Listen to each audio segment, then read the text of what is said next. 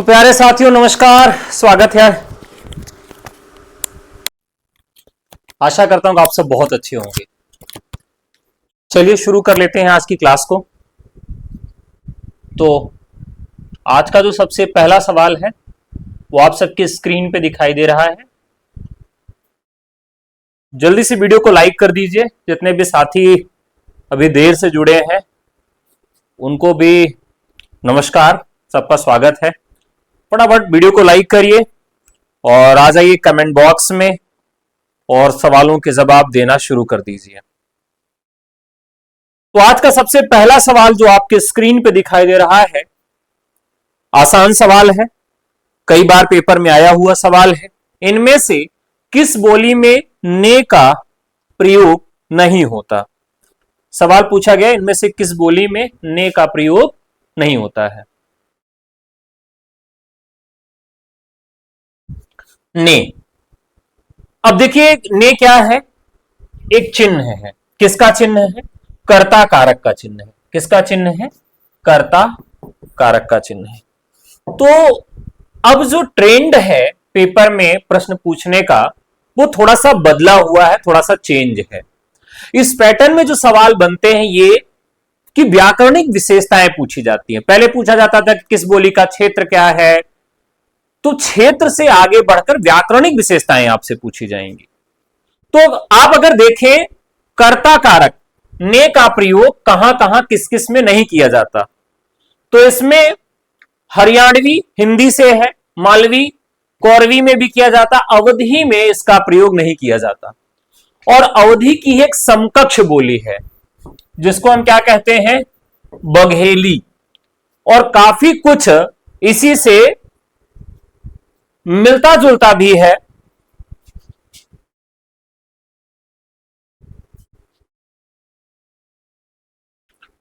इसी से एक मिलती जुलती बोली भी है।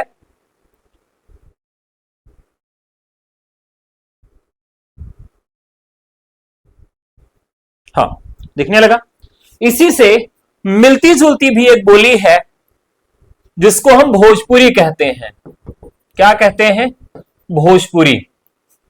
तो भोजपुरी में, बघेली में, अवधी में, इन सब में कर्ता कारक ने का प्रयोग नहीं किया जाता है। अब ने का प्रयोग क्यों नहीं किया जाता? क्योंकि यहां पर वर्तमान में बात ही नहीं होती। मोहन ने खाना खाया नहीं, मोहन ने खाना खायन नहीं, मोहन ने खाना खाया नहीं कह के मोहन खायन। जैसे अवधि में अगर मुझे पूछना होगा कि मोहन नाम का कोई लड़का, उसने खाना खाया कि नहीं खाया, तो हम सीधे कहेंगे ए भैया मोहन खायन कि ना खायन? खायन। जैसे बड़ा अवगत होता है तो मोहन गए हैं ससुराल में, तो उनकी सास पूछ रही है ए भैया तई देख लिया मोहन खायन कि ना खायन? है बतावा राजा, खायन कि ना खायन हमार दमाद? तो खायन कि नहीं खायन? खायन। वहां पर न का प्रयोग नहीं किया जाता। अब हरियाणवी में ने का प्रयोग किया जाएगा। इसी तरीके से अगर आप अवधि की बात करें तो नहीं है, बघेली में नहीं है, भोजपुरी में नहीं है, तो ने का प्रयोग यहां पर नहीं किया जाएगा। तो सबको क्लियर हो गया होगा। दूसरा सवाल, तद दोषो शब्दार्थो सगुणावलकृति पुनः क्वापि यह काव्य लक्षण किस आचार्य द्वारा निरूपित है? मैंने आपको यह बताया था कि ये इसको रटने की जरूरत नहीं है। विभिन्न जो परिभाषाएं उसको रटने की जरूरत नहीं है। केवल आपको क्या याद रखना है? केवल आपको याद रखना है एक शब्द, जैसे तद दोषो शब्दार्थो सगुणावलकृति पुनः क्वापि, तो आपके दोषों को पूछती है, शब्दार्थों पर ध्यान देती है और हमेशा क्वापि बार बार आपसे पुनः पुनः क्वापि क्वापि बार बार वो पूछकर आपको पीट देती है। कौन? माता, मम्मट। तो मम्मट को हम लोग क्या मान के पढ़ते हैं? मां समझ के पढ़ते हैं। तो तद दोषो शब्दार्थो सगुणावलकृति पुनः क्वापि, इसे हमें पूरा याद नहीं रखना। इतना याद रखना है कि हमारे दोष और शब्दार्थों पर कौन ध्यान देता है? मां ध्यान देती है। अब जो ये परिभाषाएं बनी, क्या परिभाषाएं बनी? काव्य शास्त्र की किन आधारों पर परिभाषाएं बनी है, यह भी सवाल पूछा जाता है। तो आप बताएंगे कि एक तो परिभाषा बनी है शब्द के आधार पर, एक परिभाषा बनी शब्दार्थ के आधार पर, और एक परिभाषा बनी है रस के आधार पर। आज का सबसे पहला रसगुल्ला व्हाइट वाला, रस के आधार पर काव्य लक्षण किसने निरूपित किया है? जो बता देगा ये सफेद वाला आज की क्लास का पहला रसगुल्ला ले जाएगा। बहुत आसान सा सवाल है, लाइक बढ़ाइए फटाफट। आपको बताना है कि जो काव्य लक्षण है वो तीन आधारों पर निरूपित किए गए, शब्द के आधार पर, शब्दार्थ के आधार पर, रस के आधार पर। तो रस के आधार पर किस आचार्य ने काव्य लक्षण बताया है, ये आपको कमेंट करके बताना है। तो जल्दी से कमेंट करके बताओ साथी। भरत मुनि ने,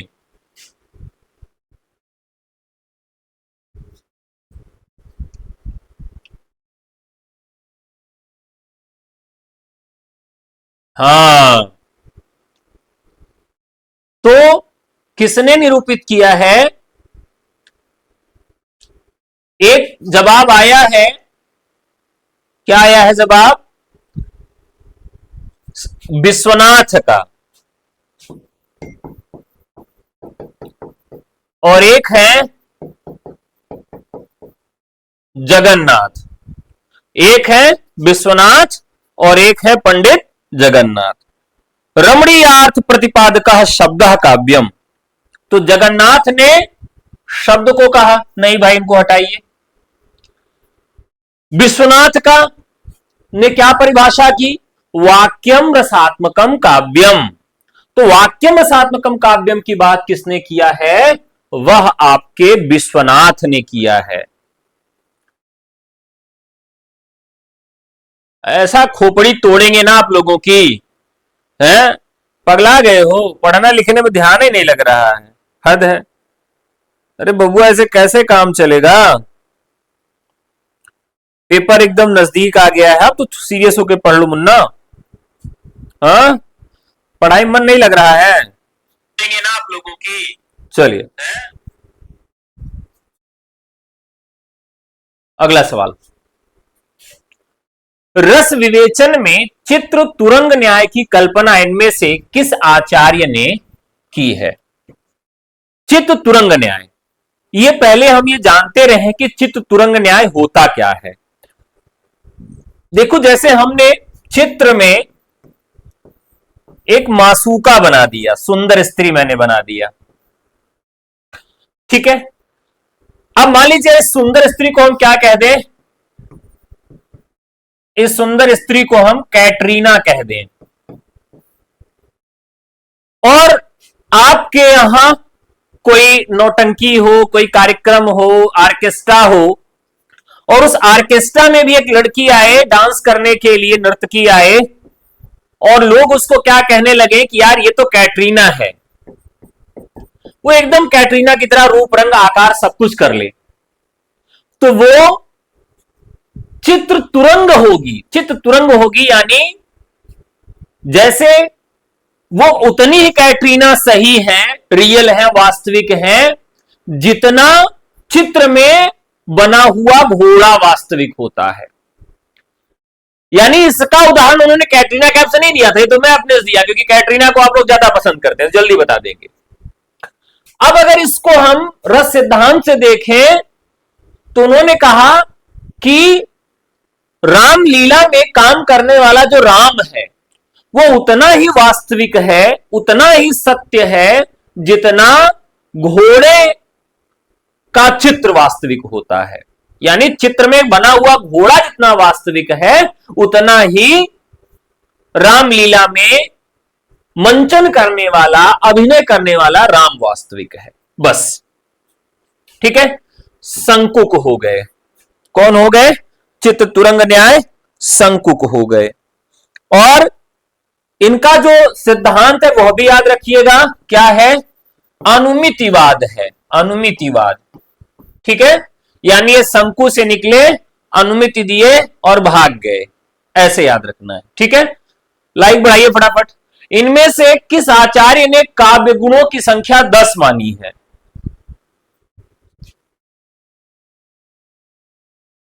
इनमें से अब देखिए काव्य गुण, इनकी संख्या पूछी जाएगी। काव्य गुणों की संख्या किसने 10 मानी है? अब देखिए ऐसे याद रखिएगा, देखिए सबसे पहले भरत भाई साहब आए, भरत मुनि, उन्होंने उसकी संख्या 10 मान ली। कितनी मान ली? 10 मान ली। और जब आए भरत मुनि ने 10 माना, दंडी साहब आए, उन्होंने भी कहा चलो हमारा भी 10 लगा लो, इन्होंने भी 10 मान लिया। लेकिन इनके बाद जो 20 माना गया वो किसने माना है? भोजराज ने। तो भोजराज ने कितनी संख्या मानी है? 20 मानी है। यह भी आपको याद रखना होगा। अब मैंने यहां पर वामन ने 20 मानी। अब मैंने एक चीज इसमें गलत बताई है। अब आप लोग बताइए क्या चीज मैंने गलत बताई, फटाफट बताइए। एक चीज मैंने इसमें गलत बताई है, जल्दी बताएं। एक फैक्ट मैंने इसमें गलत बताया है, पकड़ पाए आप सब? तो भोजराज ने कुल 24 माना है और वामन ने शब्द और अर्थ के आधार पर 2 भाग करके शब्द और अर्थ के आधार पर 20 माना है। ठीक है, चलिए याद रखिएगा, पक्का है पूछा जाएगा। भारतीय नाट्यशास्त्र की दृष्टि से नाटक का मुख्य उद्देश्य क्या है?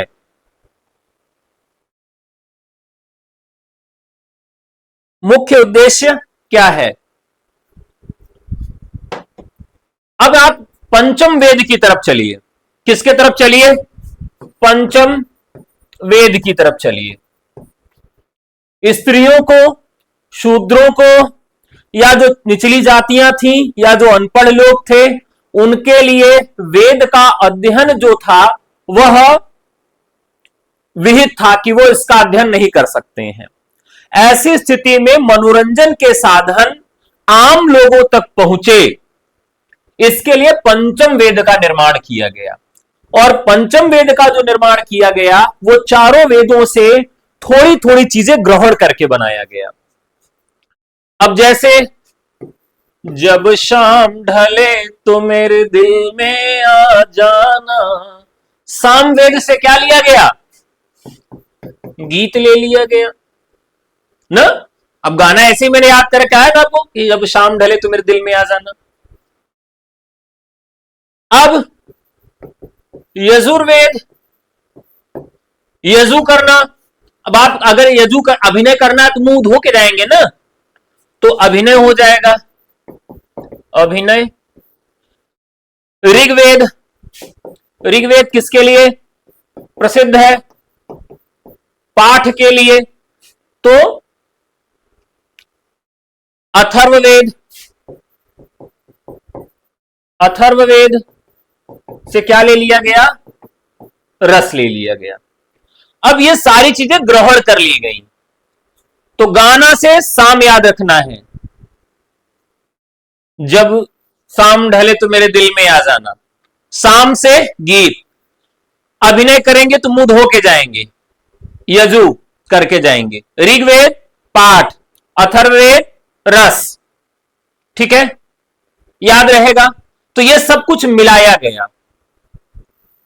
जब मिलाया गया तो क्या बना? सूखियों में घोला जाए होठों का सबाब, उसमें फिर मिलाई जाए थोड़ी सी शराब, होगा जो नशा तैयार वो प्यार है। तो प्यार नहीं, ये सारा कुछ मिलाकर उन्होंने पंचम वेद बना दिया। और उसका मुख्य उद्देश्य क्या था? लोगों को रसास्वादित करना, लोगों का आनंद उल्लास जीवन में लाना, और आम व्यक्ति तक भी इस चीज को पहुंचाना, यह उसका मुख्य उद्देश्य था। ठीक है, अगला सवाल। जन्म सिंधु पुनि बंधु दिन मलिन सकलंक सिय मुख समता पाव किम चंद बापुरो रंग रंक। इसमें कौन सा अलंकार है? बताइए।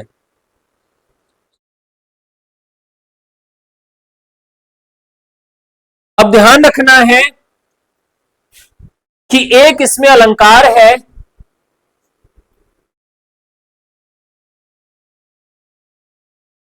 व्यतिरेक।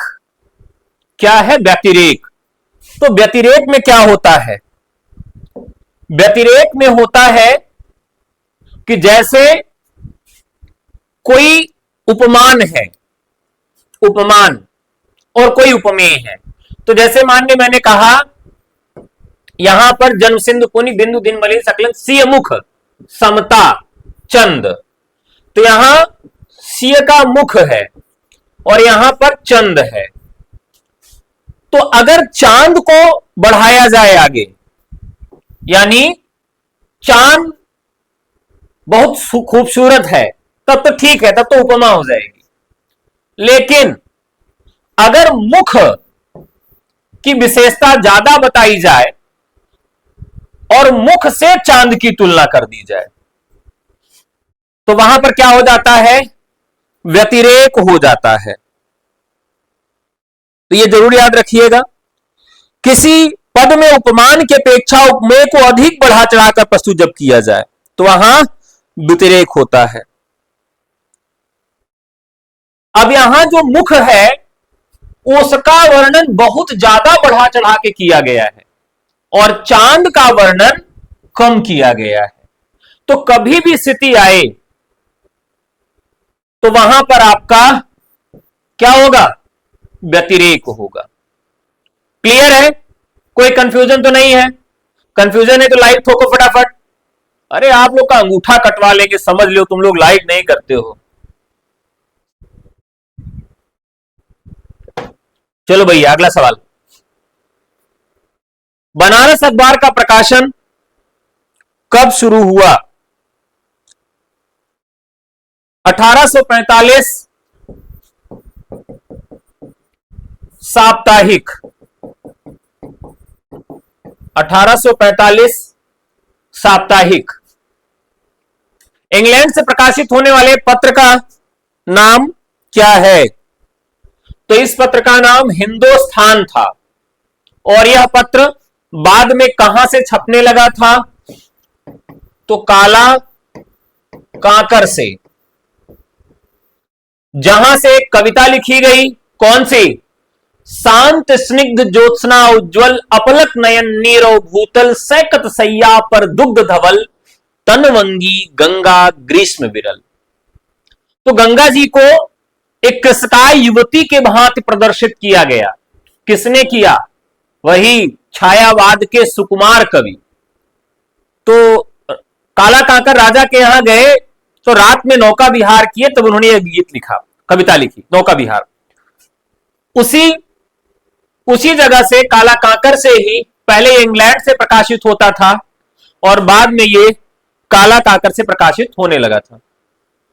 चंदन बाला रास के रचयिता कौन है? ध्यान रखिएगा, चंदन बाला रास आसगु, आसगु। अब देखिए एक गाना है, चंदन सा बदन चंचल चितवन धीरे से तेरा ये मुस्काना मुझे दोष न देना जगवालो हो जाऊं अगर मैं दीवाना। अब चंदन बाला को बुला रहे हैं, आ जाओ। कैसे याद रखेंगे? चंदन बाला को बुला रहे हैं कि आ जाओ, आगस आसगु, आसगु आ जाओ। तो चंदन बाला रास किसकी रचना है? आसगु की है, याद रखिएगा। जिन धर्म सूरी स्थूल भद्र रास, विजय सेन सूरी रेवंत गिरी रास और जिनदत्त सूरी उपदेश रसायन रास, ये इनकी रचनाएं हैं। ठीक है, अगला सवाल। इनमें से ज्ञानाश्रयी शाखा के कवि नहीं है। इनमें से ज्ञानाश्रयी शाखा के कवि नहीं है। ध्यान रखिएगा, कुछ धाराएं हैं जिनके कवि रचनाकार आपको मालूम होने चाहिए, जैसे भारतेंदु युग, द्विवेदी युग, जरूर याद रखिएगा। प्रेमाख्यानक कम पूछा जाएगा। राम भक्ति और कृष्ण भक्ति धारा के कवि आपको मालूम होने चाहिए। प्रेम और मस्ती, राष्ट्रीय काव्य धारा, ये चार धाराओं के कवि पूछे जाएंगे। एक सवाल पक्का है, कौन कौन सा? भारतेंदु युग, द्विवेदी युग, तीसरा राम काव्य और कृष्ण भक्ति काव्य में पूछा जाएगा कौन राम भक्त कवि है, कौन कृष्ण भक्त का है। और इसके अलावा प्रेम और मस्ती का काव्य और राष्ट्रीय काव्य धारा, तो यहां से सवाल पूछा ही जाएगा। ठीक है, अगला सवाल। तो इनमें ज्ञानाश्रयी शाखा के कवि नहीं है, कौन है? अग्रदास। अग्रदास आगे थे किसमें?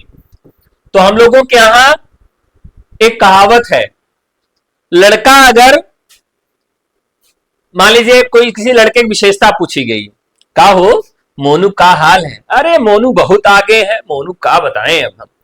अब अगर यानी किसी लड़की के विषय में कह दिया गया, अच्छा बताओ जो है सरस्वतिया कैसी है, तो कह रहे बहुत आगे है, उसके विषय में बातें मत करो। तो जैसे ही हमने शब्द प्रयोग किया आगे है, इसका मतलब क्या होता है? हमारे यहां अगर किसी लड़के किसी लड़की के विषय में अगर यह कह दिया जाए कि बहुत आगे है, तो आगे का मतलब होता है कि मतलब ठीक नहीं है। आगे का मतलब अग्रदास। तो इन्होंने भी क्या किया? राम भक्ति काव्य धारा में आगे वाला काम किया था। क्या किया था? तो उन्होंने रसिक धारा का भी समावेश किया था। अगला सवाल साथियों, इसमें दूसरा सप्तक में संकलित कवि हैं, तार सप्तक के कवियों को भी याद रखिएगा। मां शकुंतला भवानी, धर्म सहाय, हरिशेर मेहता। मां शकुंतला भवानी, धर्म सहाय, हरिशेर मेहता। अगर मां शकुंतला भवानी किसी के ऊपर धर्म की सहायता करती हैं तो हरि और शेर दोनों मेहरबान हो जाते हैं। अब इसमें संकलित कवि हैं, सवाल पूछा है कि कवि हैं, यानी रघुवीर सहाय। रस निष्पत्ति के संबंध में भट्टलोल्लट का क्या मत है? लाइक कर दो, नहीं यार घर पे भेज के किसी से अंगूठा कटवा लेंगे, ध्यान रखना।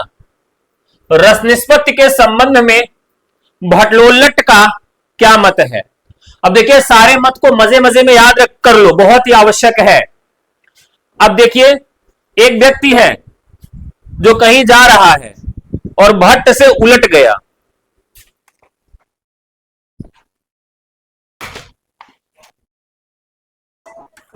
बाहर छोड़ दो, बंद कर। एक व्यक्ति है, क्या कर रहा था? कहीं जा रहा था और भट्ट से उलट गया। अब जैसे उल्टा तो क्या हुआ होगा बताइए? जैसे बेचारा उल्टा तो उत्पत्ति हो गई, ऐसे मुंह से बलबला दिया खून ना। तो कैसे याद रखेंगे? भट्टलोल्लट उत्पत्तिवाद, याद रहेगा ना। उल्टेगा तो क्या होगा? उत्पत्ति होगी, मुंह से बलबला जाएगा। इसी तरीके से अनुमितिवाद। अब देखिए जो अनुमिति, अब इसको मान लीजिए कि अनुमति देने वाला व्यक्ति, अनुमति देने वाला व्यक्ति हमेशा अंदर घुसा रहता है, समय पड़ने पे बाहर आता है। कौन ऐसा व्यक्ति है? शंकु वाला व्यक्ति, यानी शंकु। अनुमति देना होता है, बाहर आते नहीं, अंदर में घुसे रहते हैं। ठीक है। अभिव्यक्तिवाद इन्हीं के नाम से जुड़ा है, अभिनव गुप्त। ठीक है। अब देखिए यहां पर एक नाम और था, भुक्तिवाद।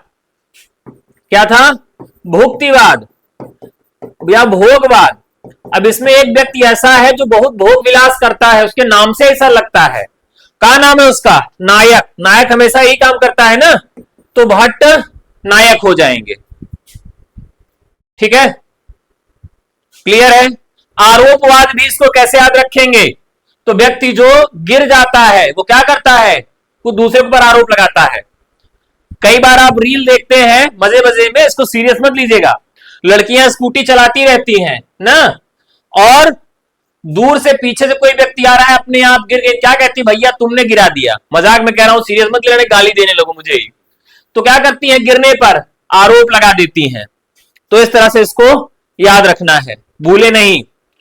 निम्नलिखित लक्षण ग्रंथों को उनके रचनाकारों के साथ सुमेलित करिए। लक्षण ग्रंथों को उनके रचनाकारों के साथ सुमेलित करिए।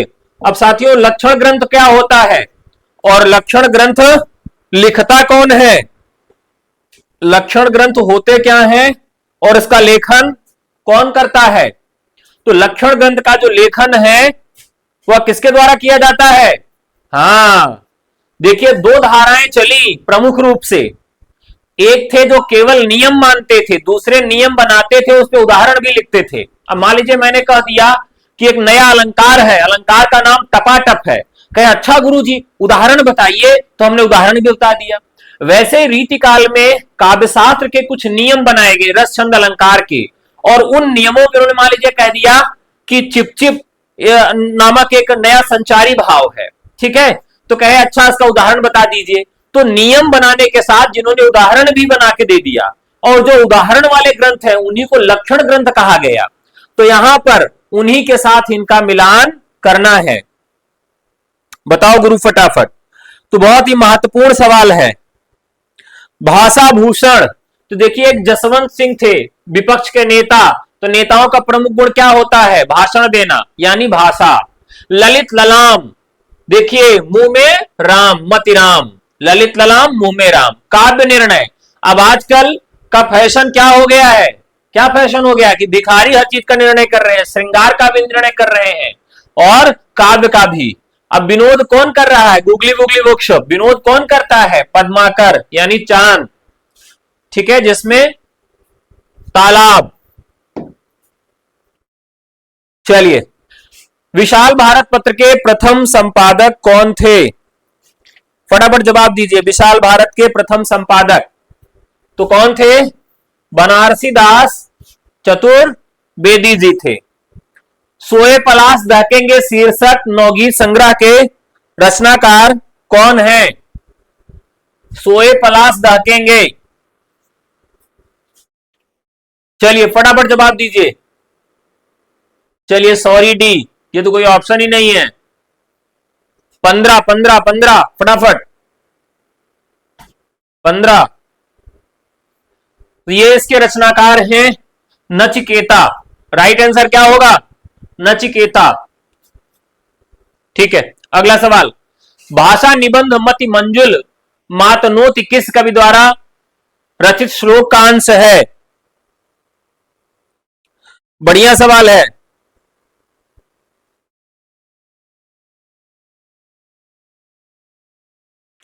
अब देखिए, अब इसमें अगर आप देखें तो इस तरह का श्लोक कौन लिख सकता है, इसमें कंफ्यूजन मत लाइएगा। भाषा निबंध मति मंजुल मातनोति किस कवि द्वारा रचित श्लोक का अंश है, तो लग तो रहा है ये कि मनवा कह रहा है कि वाल्मीकि लिख दे ना, लेकिन वाल्मीकि नहीं है। मनवा कह रहा है कालिदास लिख दे, कालिदास भी नहीं है।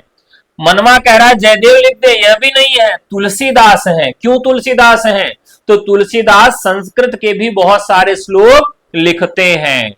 तो याद रखिएगा, भाषा निबंध मति मंजुल मातनोति किस कवि द्वारा रचित श्लोक का अंश है, तो तुलसीदास का है। रावण अशुद्ध होकर भी यदि कर सकता त्रस्त, तो निश्चय तुम हो सिद्ध करोगे उसे ध्वस्त। राम की शक्ति पूजा कविता में यह कथन किसका है, बताओ बबुआ फटाफट। राम की शक्ति पूजा, डेट फटाफट बता दीजिए। राम शक्ति पूजा सूर्यकांत त्रिपाठी निराला के द्वारा रचित है। और इसमें क्या दिखाया गया है, दिखाया गया है जैसे तुलसीदास इनकी एक रचना 1938 में तो उसमें दिखाए हैं कि इस्लाम की जो संस्कृति है वो भारत पर हावी हो रही है, और भारत का सांस्कृतिक सूर्य अस्त हो रहा है और चांद जो है वह उदित हो रहा है। और कुछ इसी तरीके से ही राम की शक्ति पूजा से भी शुरुआत करते हैं। रवि हुआ अस्त ज्योति के पत्र पर लिखा, अमर रह गया राम रावण का प्रजाय अपराजय अपराजय समर आज का तीक्ष्ण सर विधृत क्षिप्र कर वेग प्रखर शतशैल संवर्णशील नील नभ गर्जित स्वर प्रतिपल पर परिवर्तित व्यू भेद कौशल समूह राक्षस विरुद्ध प्रत्युह क्रुद्ध कपि विषम हुह विस्तृत राजीव नयन हत लक्ष्य बाण लोहित लोचन रावण मद मोचन महीयान राघव लाघव रावण वारण गत युग प्रहर उद्धत लंकापति मर्दित कपि दल बल। इस प्रकार से अगर देखें तो उन्होंने किस भाषा का प्रयोग किया है, तो तत्सम शब्दावलियों का प्रयोग किया है, तत्सम का प्रयोग किया है। 1936 में साथियों 1936 में जितनी भी रचनाएं लिखी गई हैं वो सारी रचनाएं और उनकी डेट याद रखनी है, चाहे वो राम की शक्ति पूजा हो, चाहे वो गोदान हो, जितनी भी रचनाएं किसी भी विधा की रचनाएं हैं वो सब आपको याद रखना है। 1935 की भी सारी रचनाएं आपको याद रखनी है। 1935 और 36 दोनों की रचनाएं आपके लिए महत्वपूर्ण है। अब देखिए ये किसके द्वारा कहा गया कथन है, ठीक है। तो अब ध्यान रखिए, रावण शुद्ध होकर भी यदि कर सका त्रस्त तो निश्चय तुम हो सिद्ध करो उसे ध्वस्त। राम की शक्ति पूजा में अब देखिए हनुमान जी बहुत शक्तिशाली थे, लेकिन उनको कोई उनका याद ही नहीं दिला पा रहा था कि आप इतने बलशाली हो। तो किसने ये काम किया, तो भैया ये काम किया था जामवंत ने। अगला सवाल, ए स्केच ऑफ हिंदी लिटरेचर के लेखक कौन है। तो मैंने आपको हमेशा बताया है कि किसी भी स्केच में हमेशा एक ग्रीब होती है। अगर आप एक स्केच बनाओ तो स्केच में क्या होगी साथियों, एक ग्रीब होगी, ग्रीब। तो बस ऐसे इसको याद रखना है। रामचंद्र शुक्ल ने अपने हिंदी साहित्य का इतिहास ग्रंथ में इनमें से किस कवि को हिंदू जाति का प्रतिनिधि कवि कहा है, बताइए। अब देखिए शुक्ल जी क्या करते हैं, रीतिकाल में वो कहते हैं कि भैया हम केशव को रीतिकाल का प्रवर्तक नहीं मानेंगे, ये अच्छे आदमी नहीं है। क्यों नहीं अच्छे आदमी है, क्योंकि ये अलंकारवादी कवि है, हमको तो रीतिकाल के प्रवर्तक के रूप में रसवादी कवि चाहिए। कहे कौन है, कहे हमारे चिंतामणि जी हैं। तो चिंतामणि को उन्होंने मान लिया रीतिकाल का प्रवर्तक, और भूषण से बड़े प्रसिद्ध थे क्योंकि वो भी हिंदू जो परंपरा है, संस्कृति है, उसके वाहक थे, उसके समर्थक थे, और भूषण भी लिख रहे थे, इसलिए भूषण को वो महत्व देते हैं। अगला सवाल, अग्निलीक काव्य नाटक कृति के रचनाकार कौन है। आसान सा सवाल है, तो कौन है, भारत भूषण अग्रवाल। सूर कवित सुनी कौन कवि जो नहीं सिर चालन करे, सूरदास के संबंध में यह प्रशस्ति कथन किसका है, फटाफट बताइए। देखिए एक रचनाकार हैं, क्या नाम है उनका, नाभादास। तो नाभादास ने ज्यादातर कवियों का, खास करके भक्तिकाल के कवियों का क्या किया है, प्रशस्ति मूलक या उनकी जो है वृत्त लिखा है, यानी उनका वृत्तांत या उनका वृत्त लिखने का काम किसने किया है, अग्रदास ने किया है, और उन्होंने ही सूर्य के विषय में यह वृत्ति लिखी है। डी, हिंदी साहित्य का इतिहास दर्शन के लेखक कौन है। आसान सा सवाल है, नलिन विलोचन शर्मा। अब देखिए दर्शन कहां से करते हैं, अखिया से गोली मारते हैं ना, तो दर्शन भी तो आंख से ही करेंगे। विलोचन, ठीक है, विलोचन, लोचन आया है, लोचन से क्या करते हैं, दर्शन करते हैं, ऐसे याद रखेंगे। निम्नलिखित में से किस हिंदी साहित्य का इतिहास नहीं लिखा। साथियों बहुत अच्छा सवाल है, हिंदी साहित्य का इतिहास नहीं लिखा। तो डॉक्टर नगेंद्र ने इतिहास लिखा नहीं है, बल्कि क्या किया है, इतिहास का संपादन किया है। क्या किया है, इतिहास का संपादन किया है। एक रसगुल्ले वाला सवाल, एक रसगुल्ले वाला सवाल आ गया है, जल्दी सब लोग तैयार हो जाइए। डॉक्टर नगेंद्र ने हिंदी साहित्य के बृहत इतिहास में कौन सा नंबर का लिखा है, यानी किस पार्ट में उन्होंने लिखा है। हिंदी साहित्य का बृहत इतिहास नागरी पचारणी सभा काशी द्वारा संपादित है, जो 18 भागों में प्रस्तावित था, 16 भागों में अभी तक आ चुका है। तो कौन कौन सा भाग नगेंद्र के द्वारा संपादित है, रसगुल्ले वाला सवाल है साथी। चलिए व्हाइट वाला रसगुल्ला है, फटाफट तैयार हो जाइए खाने के लिए, बताइए फटाफट बताइए। तो देखिए डॉक्टर नगेंद्र ने इतिहास का संपादन किया 1973 में, लेकिन बृहत इतिहास में कौन कौन से नंबर का इतिहास उन्होंने लिखा है? तो रीतिकाल, रीतिबद्ध, रीतिकाल, रीतिबद्ध, रीतिबद्ध धारा, क्योंकि इस पर इनका शोध था ना। तो ये कौन से नंबर का भाग है? तो यानी 6वें नंबर का। तो डॉक्टर नगेंद्र ने बृहत इतिहास में रीतिकाल, रीतिबद्ध का संपादन किया है 6वें पर। ठीक है, याद रहेगा। चलिए आगे बढ़ते हैं साथियों। बिहारी बिहार नामक ग्रंथ के रचयिता कौन है? बिहारी बिहार आसान है, अंबिका दत्त व्यास। अरे फ्री क्लास तो है ये बबुआ, आपसे पैसा थोड़ी मांग रहे हैं। अगर आप अभ्यास बैच लेना चाहते हैं, इसी तरह से चैप्टर वाइज सवाल करना चाहते हैं, आज तो पूरे सिलेबस से क्वेश्चन है। अगर आप चैप्टर वाइज सवाल करना चाहते हैं तो प्रैक्टिस बैच और अभ्यास बैच एलटी ग्रेड जैसी प्रोक्ता यूपी टीजीटी पीएचडी के लिए लाया गया है। आप व्हाट्सएप करें हमारे नंबर पर 9628959237 पर। चलिए साथियों फटाफट बताइए, बिहारी बिहार नामक ग्रंथ के रचनाकार कौन है? तो अंबिका दत्त व्यास। अगला सवाल, हिंदी साहित्य के आदिकाल को सिद्ध सामंत युग नाम किसने दिया? अब देखिए, जब घर में पहला बच्चा पैदा होता है तो क्या होता है? बड़ी लड़ाई झगड़ा मच जाती है उसका नाम रखने में। यानी कोई कहेगा हम एक नाम रखब, कोई कहेगा हम एक नाम रखब, यही होता है ना। तो बुआ, चाचा, नाना, ताता सब नाम रख देते हैं। अब उसी घर में अगर 10 लड़का पैदा हो जाता है तब क्या होता है? उसका नाम नहीं रख पाते। एक जगह तो मैंने ऐसा देखा कि उनके कई बच्चे थे, तो उसके 7वें नंबर के बच्चे का नाम सत्तन था और 8वें नंबर के बच्चे का नाम अट्ठन था। ये क्यों बता रहा हूं? क्योंकि आदिकाल का नामकरण और काल विभाजन हिंदी साहित्य के इतिहास में सबसे ज्यादा विवादित रहा है। और एक सवाल भी पूछा जाता है कि हिंदी साहित्य के इतिहास लेखन में सबसे विवादित कार्य क्या रहा है? तो काल विभाजन और नामकरण। तो यहां पर हिंदी साहित्य के आदिकाल को सिद्ध सामंत युग किसने कहा? तो राहुल सांकृत्यायन ने कहा। क्या इनका माना गया? नहीं माना गया। क्यों नहीं माना गया? क्योंकि सिद्धों की रचनाओं के आधार पर इसका काल विभाजन या इसका नामकरण हम नहीं कर सकते हैं। ठीक है। जय काव्य काल किसने कहा? जय काव्य काल किसने कहा? चलो फटाफट कमेंट करो भैया। प्राचीन काल किसने कहा? प्राचीन काल किसने कहा? अब देखिए, इसका जो सर्वमान्य मत है, इसको आदिकाल किसने कहा था?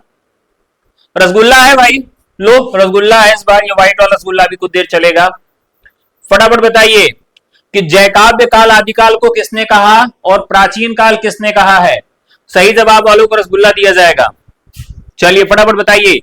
तो दरअसल हिंदी साहित्य के इतिहास के आदिकाल को आदिकाल नाम हजारी प्रसाद द्विवेदी के द्वारा दिया गया और सर्वमान्य है।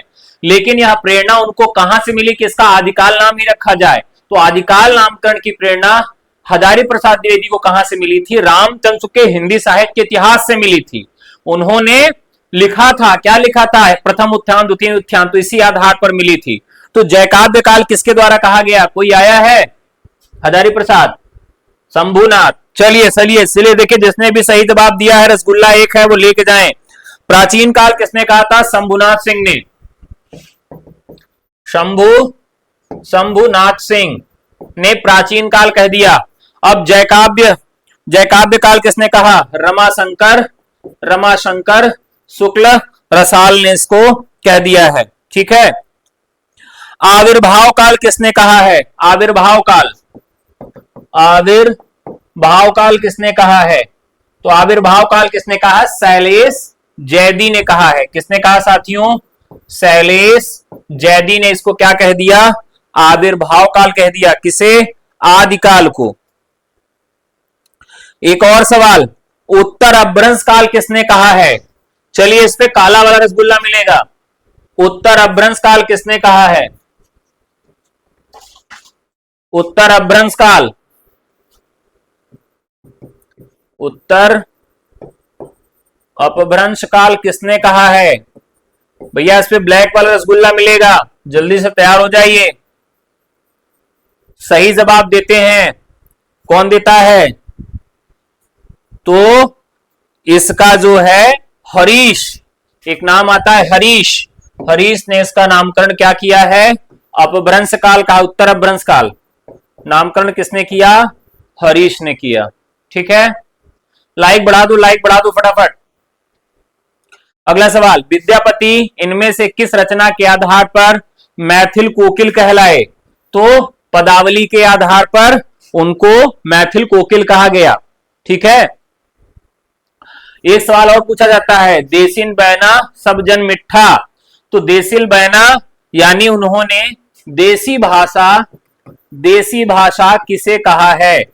विद्यापति ने देसी भाषा किसे कहा, यह भी सवाल पूछा जाता है।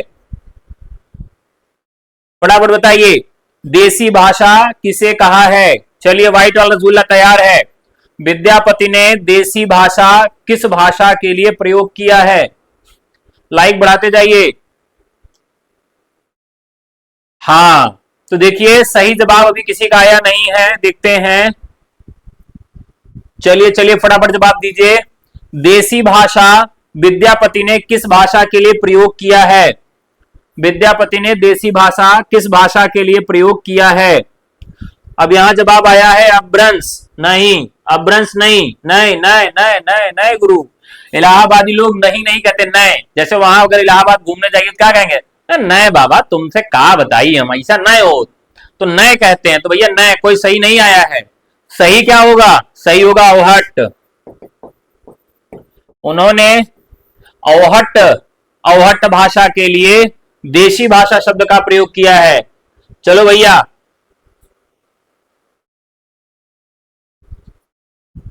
अरे भैया तुम लोग का मुंह ना पकड़ के तोड़ ताड़ देंगे, इतना आसान सवाल गलत कर रहे हो, कहा बताएं, पगला गए हो सब लोग। चलो चलो चलो फटाफट। अगला सवाल, इनमें से किस कृति की रचना का आधार कठोपनिषद है? इनमें से किस रचना का आधार कठोपनिषद है? देखो, आसान सवाल अगर गलत कर रहे हो तो बड़ी समस्या है, कठिन गलत कर दो कोई दिक्कत नहीं है। अब ध्यान दीजिए, आत्मजयी कठोपनिषद। ठीक है, अंधा युग क्या है? गीतनाट्य है। कब लिखा गया? धर्मवीर भारती के द्वारा। कब लिखा गया? 1955 में। इसका मुख्य उद्देश्य क्या था? द्वितीय विश्व युद्ध के बाद की जो स्थिति है, यानी जो बहुत सारी क्या कह सकते हैं, दिव्य शक्तियों के माध्यम से जो परमाणु बम या जो अस्त्र शस्त्र का प्रयोग किया गया वो कितना हानिकारक है उसको दिखाने का प्रयास किया गया है। ठीक है, अगला सवाल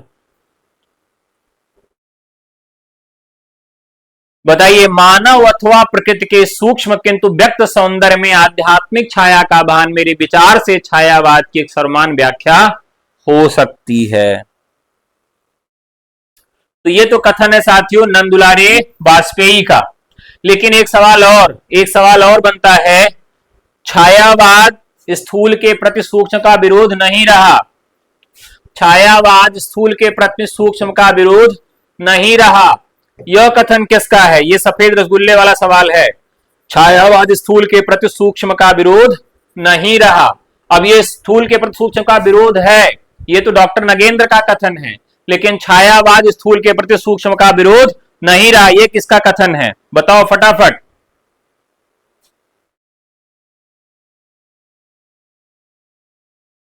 छायावाद स्थूल के प्रति सूक्ष्म का विरोध नहीं रहा।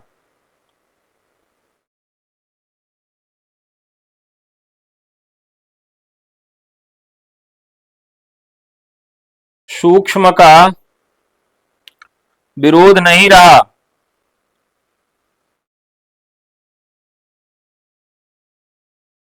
किसका कथन है? रामविलास शर्मा का।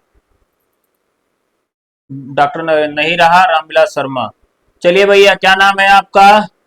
रजनी कुमारी। चलिए, इस बार का रसगुल्ला रजनी जी को मिल रहा है, बधाई हो। चलिए रसगुल्ला खाइए, पानी पीजिए, अगले सवाल का जवाब दीजिए। लोगन कवित कीबो खेल करी जानो है। बहुत आसान सा सवाल है, गलत नहीं होना चाहिए। किसका है? ठाकुर का है। अब आप सबको बताना है कि ठाकुर नामक कितने व्यक्तियों की चर्चा रामचंद्र शुक्ल अपने इतिहास में किया है। कितने ठाकुर की? 3 ठाकुर की। और जो साहित्य में है वो कौन वाले ठाकुर हैं? असनी वाले ठाकुर। कौन वाले ठाकुर? असनी वाले ठाकुर। ठीक है, अब ये मत कह देना कि सर वो सोले वाले ठाकुर हैं जिनके दो हाथ नहीं थे। ठीक है, तो यहां पर ध्यान रखना है ये कौन वाले ठाकुर हैं? गब्बर सिंह वाले, सोले वाले ठाकुर नहीं, असनी वाले ठाकुर। रामचंद्र शुक्ल ने 3 ठाकुर की चर्चा किया है। अगला सवाल, कवित कायो दोहा कायो तुलन छप्पय छंद बिरचो यह विचारिके यह बरखे रसकंद, यह काव्य पंक्तियां किसकी हैं? बताओ फटाफट।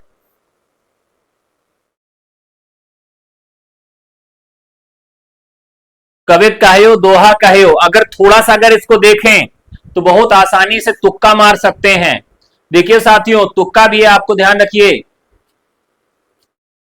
अब यहां पर कवित कहो दोहा कहो तुलन कवि छंद, मैंने आपको भाषाएं पढ़ाई तो भाषाओं की विशेषता भी पढ़ाई।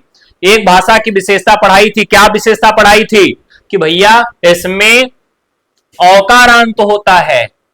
ठीक है, इसमें ओ की मात्रा भी लगती है और औ की मात्रा भी इसमें देखने के लिए मिलती है, यानी ये भाषा इसकी ब्रज हो जा रही है। अब ब्रज भाषा हो जा रही तो ब्रज में ज्यादातर लेखन किसका है? तो रहीम का है, तो राइट आंसर रहीम हो जाएंगे। हिंदी के किस कवि को एक भारतीय आत्मा के नाम से जाना जाता है? तो एक भारतीय आत्मा माखनलाल चतुर्वेदी को। चलिए एक आसान सा सवाल पूछ रहा हूं, समय सूर्य किसको कहा जाता है?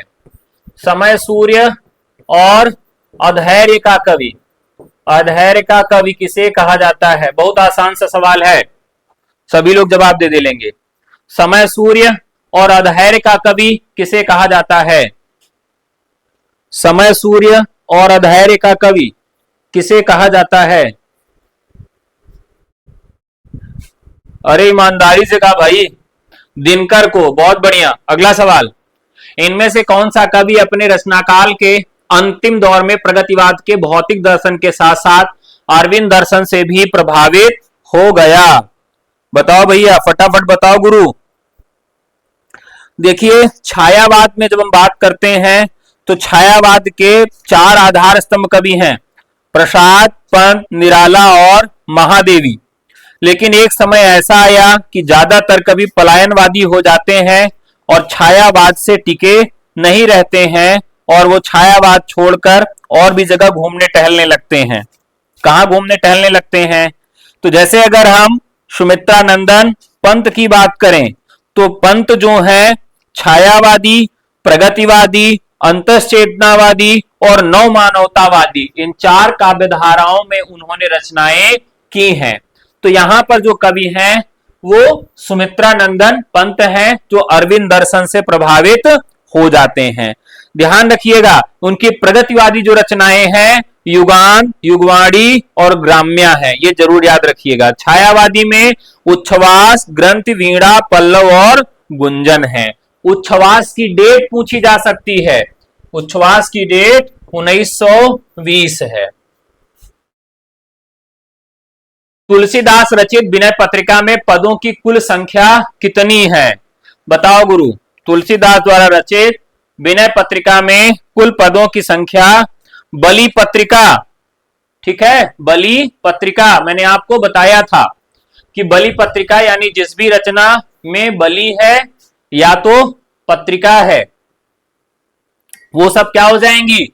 ब्रज भाषा में हो जाएंगी ना। तो यहां आपको बताना है कि इसमें कुल पदों की संख्या कितनी है। तुलसीदास की जितनी रचनाएं हैं वो सब आपकी परीक्षा के दृष्टिकोण से महत्वपूर्ण है और उन सब में आपको पदों की संख्या भी याद रखनी होगी। ठीक है, पदों की संख्या भी आपको याद रखनी होगी। बताइए फटाफट। अब अगर देखें तो ज्यादा में याद भी नहीं करना है, जैसे जानकी मंगल, तो जानकी मंगल मैंने आपको याद करवाया था, जानकी मंगल। अब देखिए एक समय था जब लड़कियों के विवाह की उम्र कितनी थी? 16 वर्ष थी, उससे बढ़ाकर कितना किया गया? 18 किया गया। तो बस आपको क्या याद रखना है? 16। और विवाह कितने लोगों के बीच में होता है? 2 लोगों के बीच में होता है, यानी 216। तो कैसे याद रखेंगे? जानकी मंगल, जानकी का जब विवाह हुआ तो 16 साल की थी, और विवाह कितने लोगों के बीच में होता है? तो 2 लोगों के बीच में, यानी 216 आपको याद रखना है। रामचरितमानस में 1074 है, तो सबसे ज्यादा इसमें है, तो इसको आपको याद ही रखना है। पार्वती मंगल, पार्वती मंगल इसमें 164 हैं, ठीक है, इसमें क्या है? 164 हैं। अब ध्यान रखिएगा कि पार्वती मंगल में क्या है कि प्रेम विवाह है उनका, तो उसको कैसे याद रखेंगे कि 143, लेकिन इसमें 1 है और 4 है, लेकिन इसके बीच में 3 का गुणा 6 है, ऐसे याद रखेंगे। 143 कहां होता है? सामान्य व्यक्तियों के बीच में होता है। अब ये तो भगवान है ना, तो 3 का 2 गुना हो जाएगा, यानी 164। 143 के बदले 164। पार्वती और शिव का विवाह प्रेम विवाह था, कैसे याद रखेंगे? 143 आई लव यू कहा जाता है ना, तो 3 नहीं होगा यहां पर, 3 का 2 गुना क्या हो जाएगा? 164 हो जाएगा। तो कैसे याद रखेंगे? पार्वती मंगल में कुल कितने पद थे, कितने छंद थे? 164 थे। कृष्ण गीतावली, कृष्ण गीतावली याद कर लो बंदे, भैया बार बार मैं याद नहीं कराऊंगा। बलि पत्रिका, बलि पत्रिका, तो कृष्ण गीतावली, अब इसमें कितने थे? तो देखिए हमारे यहाँ क्या कहा जाता है, भैया ज्यादा हमसे 61-62 ना करो, हमारा दिमाग खराब हो जाएगा तो उठा के पटक देंगे। तो जब भी 61-62 की बात की जाती है तो कृष्ण का नाम याद आता है।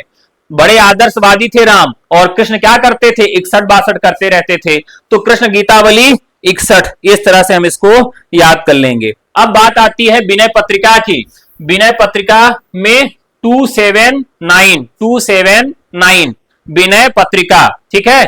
तो अब यार ध्यान रखिएगा, 7 2 9 और बराबर 9, ठीक है, 7 2 9 9 18। अब देखिए जो 18 साल का बच्चा होता है बड़ा, उसके अंदर विनय आ जाता है। इसमें ध्यान रखिएगा कि इसको पूरा जोड़ने के बाद कितना आएगा? 18 आएगा। तो 7 2 9 9 18।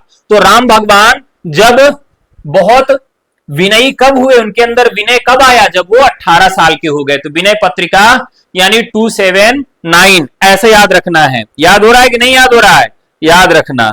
अब दोहावली, दोहावली को भी याद कर लो, सब याद करवा देंगे। दोहावली, दोहावली में कुल कितने छंद हैं? तो 573, 573 छंद हैं। ध्यान रखिएगा, इसमें दोहावली में कुल 10 आना चाहिए, दोहावली में 10 आना चाहिए। तो 5 7 देखिए, 7 3 10 5, तो 7 5 12 3 15, ठीक है। अब यहां देखिए 5 7 और 3, 5 7 और 3 ये आ रहा है दोहावली। अब यहां दोहा अगर आप देखें तो इसमें आपको क्या दिख रहा है? 2 और ह दिखाई दे रहा है। तो यहां क्या करेंगे? इसकी हम इसकी संख्या जोड़े तो 7 5 7 5 12 और 12 3 15 हमको देखने के लिए मिल रहा है, ठीक है। तो इसमें 15 आएगा, ये आपको याद रखना है। अगला, जूठन किस लेखक की आत्मकथात्मक कृति है? जूठन, अच्छा एक और बच गया, बरवय रामायण। तो बरवय में आपको कितना मिलेगा? बरवय में आपको 69 मिलेगा। क्या मिलेगा? 69 मिलेगा।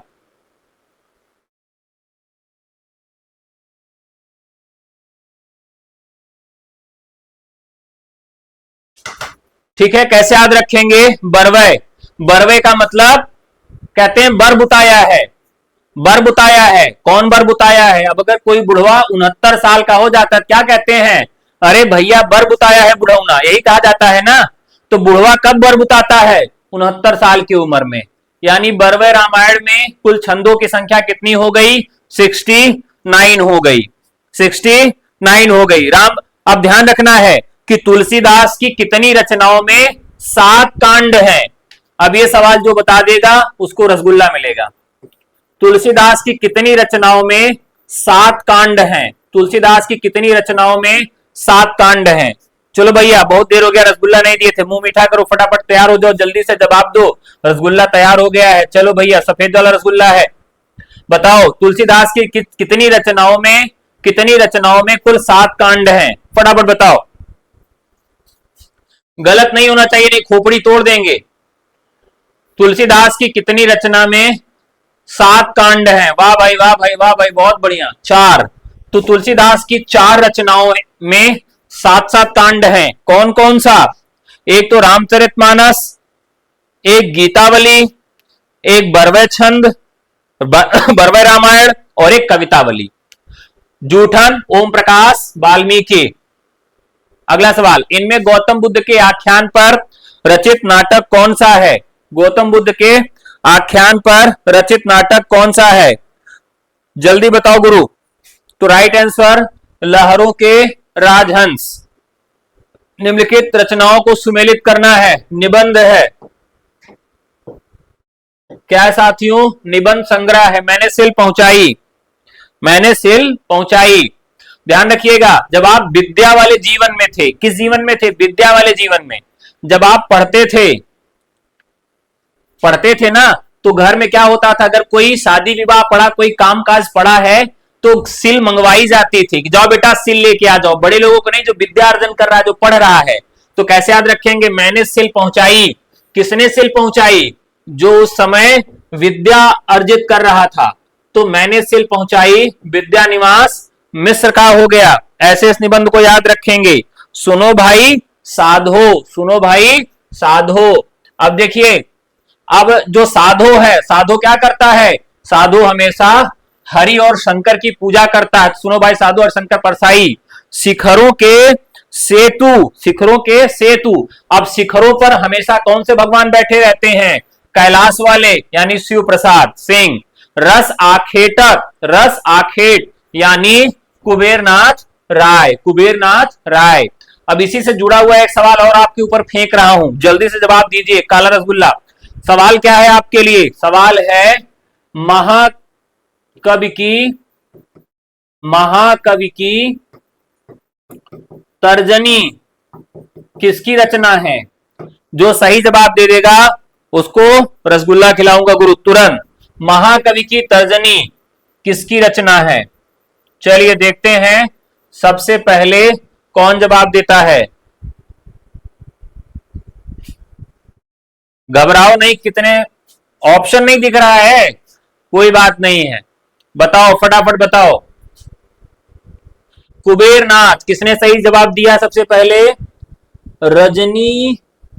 रजनी ने। बहुत बढ़िया, बधाई हो आपको। मैंने, चलिए रजनी को पुनः से ये रसगुल्ला दिया जा रहा है भाई, स्वीकार करिए, जाइए खाइए, पानी पीजिए। बताइए अब इसको कैसे मैंने याद करवाया था। देखिए कुबेर, कुबेर क्या है? तर्जनी। तर्जनी हमारी जो उंगली है, इसमें क्या पहनते हैं हम? कोई महंगी धातु पहनते हैं, और महंगी धातु के देवता कौन है?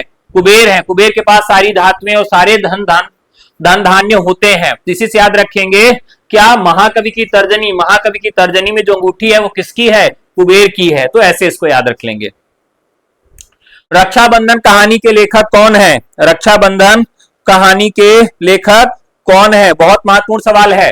तो विशंबर नाथ शर्मा कौशिक हैं। आचार्य हजारी प्रसाद द्विवेदी किस धारा के उपन्यासकार हैं? बहुत महत्वपूर्ण सवाल है।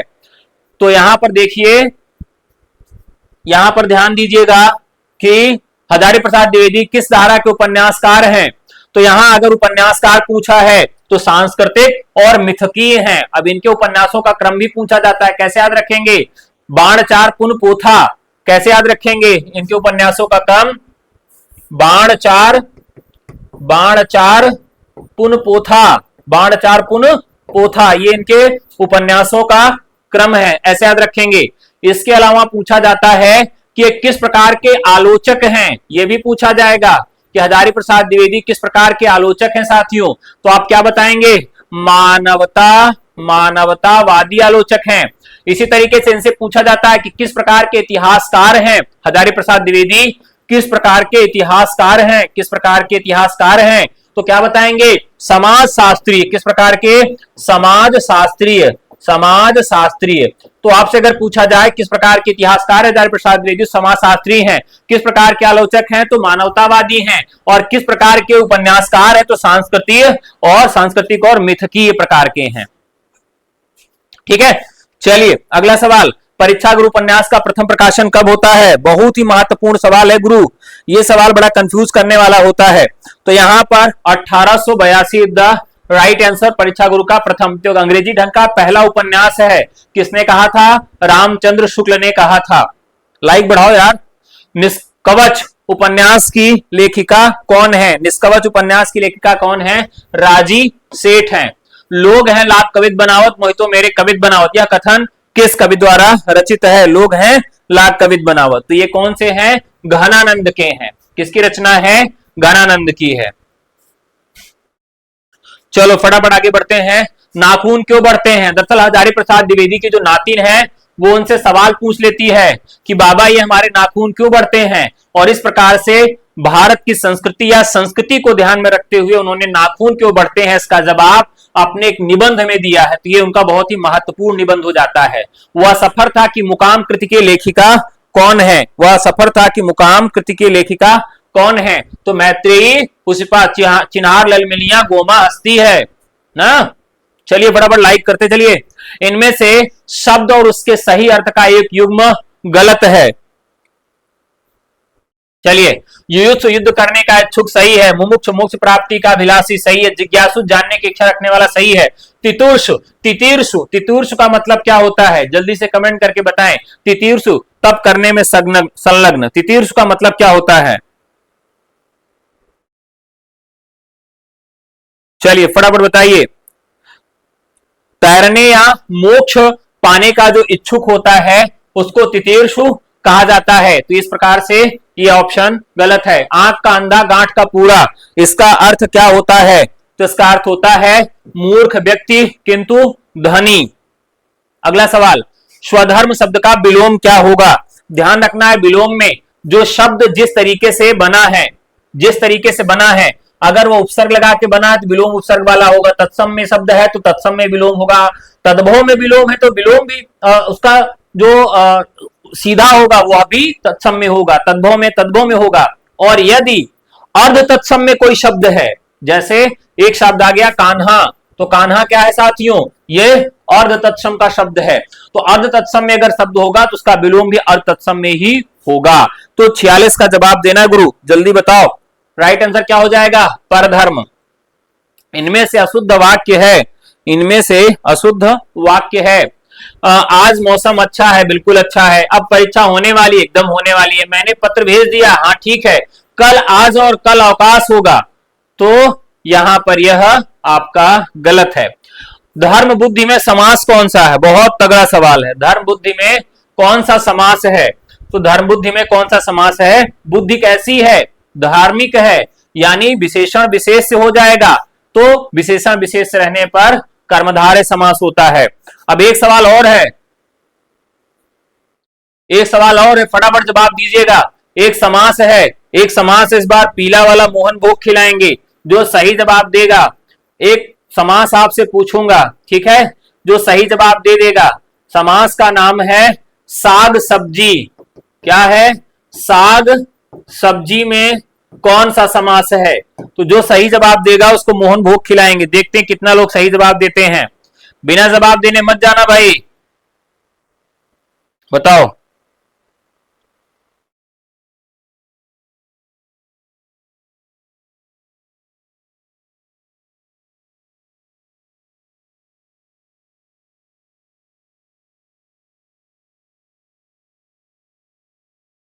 देखते हैं कितना लोग सही जवाब देते हैं। द्वंद्व समास जवाब आ रहा है। वाह भाई वाह, द्वंद्व आ रहा है।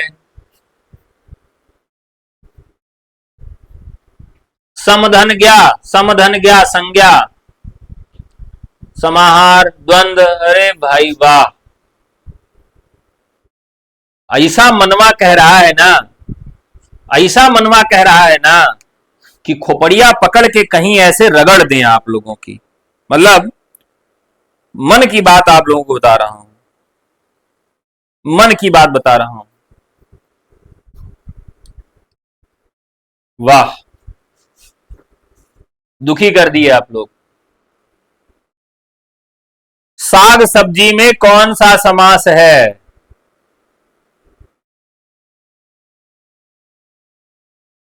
एक भी सही जवाब नहीं आया है। नहीं बताएंगे। क्या पढ़ते हो यार तुम लोग हैं? हद हो गई है। कमेंट करके बताना, नहीं कल इसका जवाब देंगे। अगला सवाल, अन्वय शब्द का संधि विच्छेद क्या होगा? अनुधन है। इसमें कौन सी गलत वर्तनी का शब्द है? तो आधीन नहीं, वो अधीन होता है। ज्योत्सना सही है, आर्नी सही है, अनुग्रहित सही है, यानी ए।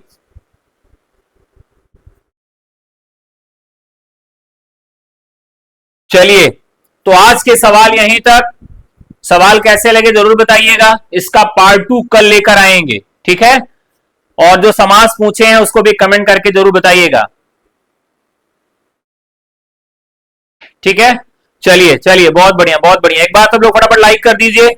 और अगर कोई अभ्यास बैच से जुड़ना चाहता है एलटी ग्रेड, जैसी प्रवक्ता, यूपी टीजीटी पीजीटी का, तो व्हाट्सएप कर लो 9628959237 पर। Government degree college GDC assistant professor और DSSB और यूजीसी नेट का नया बैच शुरू हो गया है।